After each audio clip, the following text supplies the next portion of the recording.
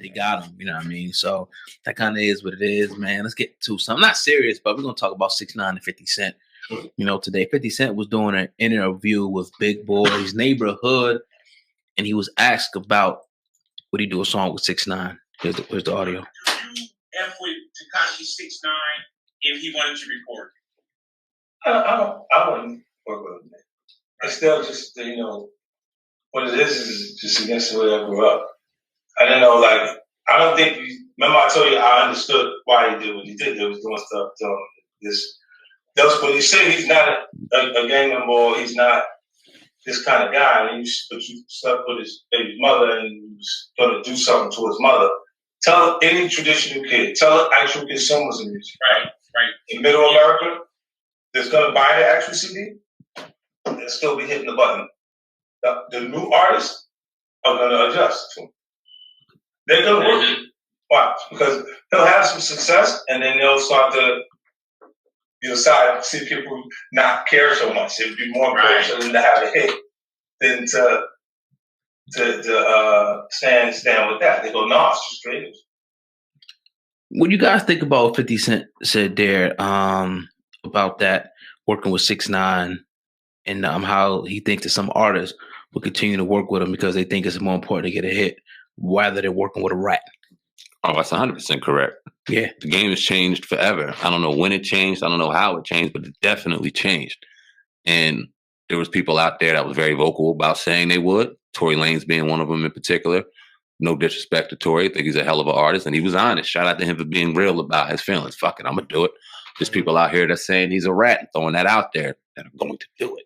Mm-hmm. And it's a business. And they know that this dude, once he drops some music, whether it's garbage or whether it's dope, is going to go and hit top 5 on the Billboard charts. Yeah. So that's money in their pocket. Once he's allowed to tour, that's money in their pocket. So from a business standpoint, it's going to make sense. From a moral standpoint, from somebody that's really 10 toes down and living what they say they live in, it's ultimate disrespect, and you can't do it. But people will.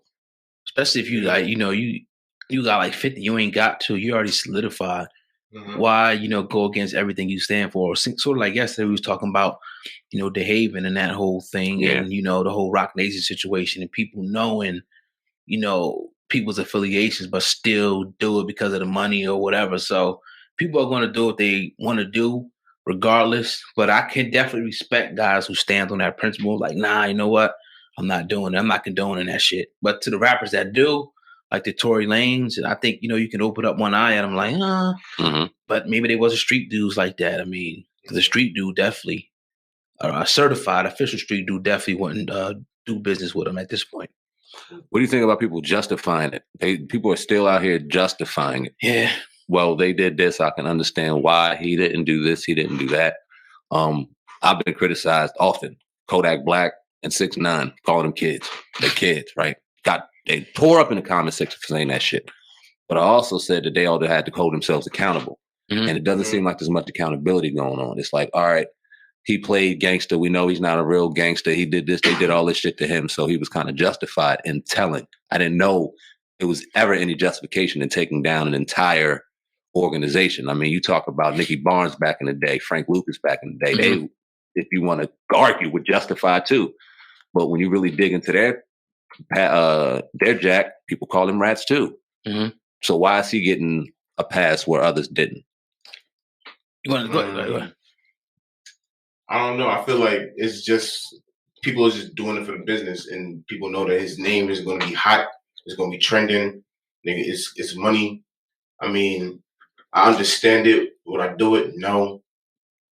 But I mean, people going to do what they do, and as long as it's not affecting me, fuck it. 6ix9ine was 10 toes in this shit. That's the problem I got with it, with people trying to justify it. He was in it. He was calling hits. It is what it is. We can call him a kid all day. The dude's like 20-something years old. Old enough. If anybody, you got 15 and 14-year-olds being charged as adults because the law and the court say, all right, they knew what they was doing. So ain't no excuse for that. He should have, regardless, there's been many people who have had those type of crimes and just took it. For him to, I think, do that shows he's a coward. He can't be trusted. All that. DJ Pump was talking about how these dudes, saved his life. and allow him to go in places he would have never could have ever went in. So for him to do that, all right, they fucked your girl. You in the streets, nigga.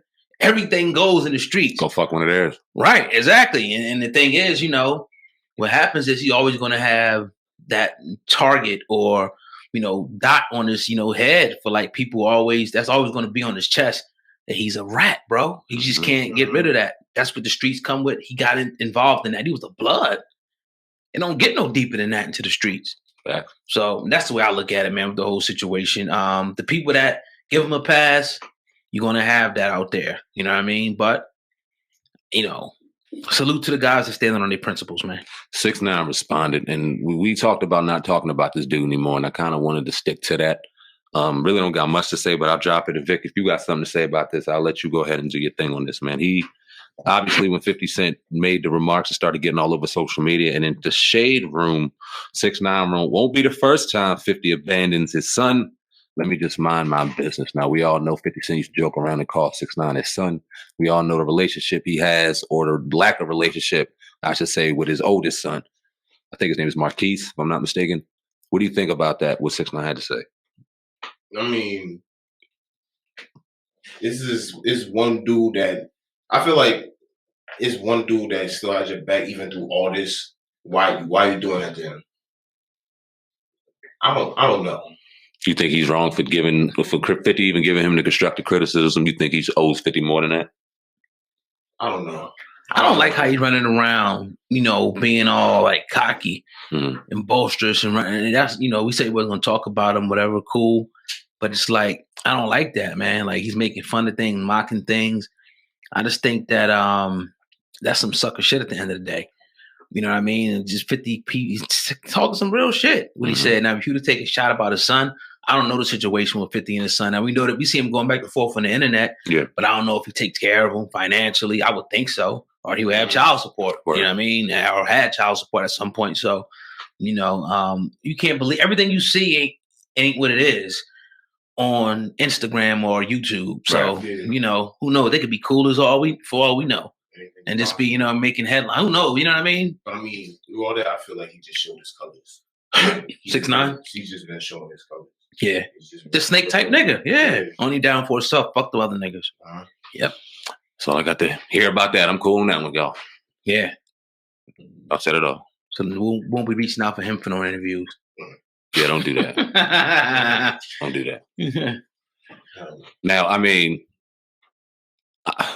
I would be inclined to have some people that have been called rats things on the platform to have some honest conversations with them. People that's really put in work out here and had to go and do what they felt they had to do, even though a lot of people disagree, even though I've never agreed with going ahead and sitting on the stand when you were in that work. But I would respectfully look somebody in the eye and have a conversation with them, just never him. Yeah. I mean, like I said, you know, there's a lot of people out there who we reached out to who been in that lifestyle. But when we get them here, we're going to ask them those questions. We ain't going to just sit here and let them do their thing.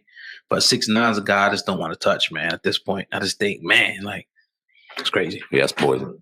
Definitely, but you tune into the Hip Hop Uncensored podcast with your brother Old God and Sam, man, going in today on this Thursday, man. Vic the publicist sitting in the building with us today, man. Talk about that Mac, man, what that means on your jacket. This means right here. This means I gotta be a good man. No matter what I do, I gotta do the right thing. Now, MAC, what does that stand for? Men of Atlantic Cape. How did that get started? What's Men of Atlantic Cape for the people that don't know? Men of Atlantic Cape is a mentorship program started by Mike Forrest. Mike Forrest runs it, does it with brother E. Shout out to E. Even though he's a Dallas fan, shout out to E. But this means the world to me. When I was doing my speech, I told him I'm gonna be at the Grammys. I'm gonna wear this. So when I'm at the Grammys, I'm wearing this.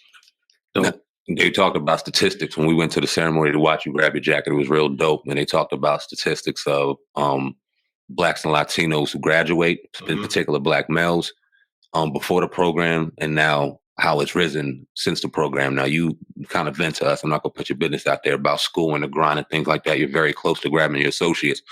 Talk about how to grind and how Mac is kind of motivating you to kind of push through all the other nonsense and hurdles that are going on around it with school and everything that's going on with the pandemic and things.